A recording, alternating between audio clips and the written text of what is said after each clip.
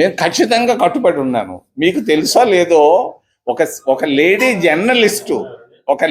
Journalist ఆమె ప్రసంగాన్ని యూట్యూబ్లో వదిలిపెట్టింది.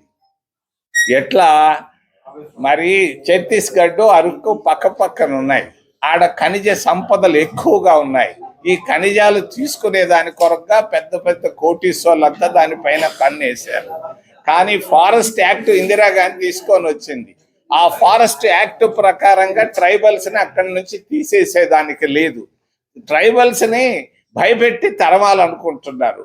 ఆ భయపెట్టి తరిమే భాగంలోనే ఈ పురుషాంగాలు కోసారు, ఆడవాళ్ళ ముందే కోసారు. ఒక లేడీ జర్నలిస్ట్ ధైర్యంగా మాట్లాడింది. ఇవన్నీ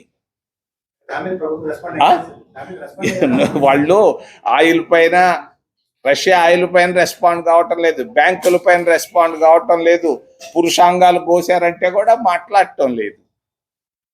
అటు బీజేపీ కానీ అటు తెలుగుదేశం కానీ ఎవ్వరూ పట్టించుకోవటం లేదు.